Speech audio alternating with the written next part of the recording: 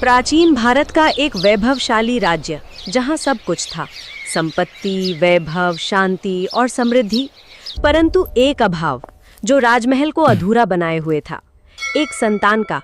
राजा और रानी की गोद सूनी थी। उनकी आंखों में वर्षों से एक ही अभिलाषा थी, पुत्र रत्न की प्राप्ति। उन्होंने देश के कोने कोने में तीर्थ किए, यज्ञ कराए, मन्नतें मांगी, और एक दिन जैसे उनकी प्रार्थना सुन ली गई हो, एक तेजस्वी बालक उनके जीवन में आया। पूरे राज्य में उत्सव मनाया गया। सोने की पालकी, फूलों की वर्षा, शंखनाद और हर्षोल्लास। राजा रानी की आंखें बेटे को देखकर भर आईं, परंतु जब ज्योतिषियों ने बालक की कुंडली देखी तो उनके चेहरे पर चिंता की रेखाएं खिंच गईं। भविष्यवाणी हुई, इस राजकुमार की मृत्यु उसके विवाह के ठीक 4 दिन बाद निश्चित है। ये सुनते ही राजमहल पर जैसे अंधकार छा गया। राजा का हृदय कांप उठा। वे इस संकट से पुत्र को बचाना चाहते थे। उन्होंने एक निर्णय लिया। राजकुमार को भेष बदलकर एक ऐसे स्थान भेज दिया जाए जहां स्त्री की परछाई तक ना पहुंचे। राजकुमार को एक घने जंगल में एक साधु के पास भेज दिया गया। वहीं एक दिन उसी वन से एक सुंदर और तेजस्वी राजकुमारी यात्रा करते हुए निकली। जैसे ही उसकी दृष्टि राजकुमार पर पड़ी, दोनों एक दूसरे को देखकर मोहित हो उठे। दिलों में प्रेम की लौ जल उठी, जैसे पूर्व जन्म का बंधन हो। उन्होंने वहीं गंधर्व विवाह कर लिया। न कोई सभा, न विधि, बस साक्षी थे देवता और वनों के वृक्ष। 4 दिन बीते और चौथे दिन जैसे नियति अपना वचन निभाने आ गई।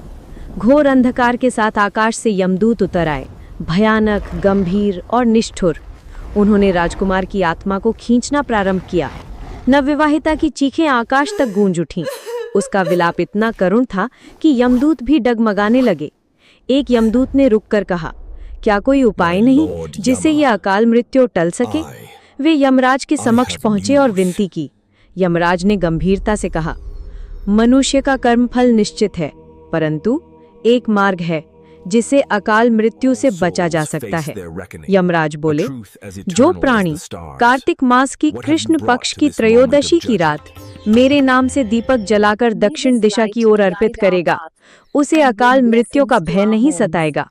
वो दीप मेरा मार्ग रोकेगा, वो श्रद्धा मेरे निर्णय को बदल देगी।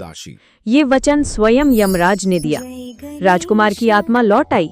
उसकी नवविवाहिता ने उसे रोते रोते गले लगा लिया। एक नारी के आंसुओं और एक दीप के प्रकाश ने मृत्यु को भी थमा दिया। राजा को जब ये चमत्कारिक कथा ज्ञात हुई तो उन्होंने पूरे राज्य में दीपोत्सव का आयोजन करवाया। तभी से हर वर्ष कार्तिक त्रयोदशी की रात दक्षिण दिशा की ओर दीपक जलाए जाते हैं, धनतेरस के दिन, क्योंकि वो दीप केवल प्रकाश नहीं, मृत्यु पर विजय का प्रतीक है। आपको ये धनतेरस का वीडियो अच्छा लगा तो चैनल को सब्सक्राइब करें, वीडियो को लाइक और दोस्तों के साथ साझा करना ना भूलें।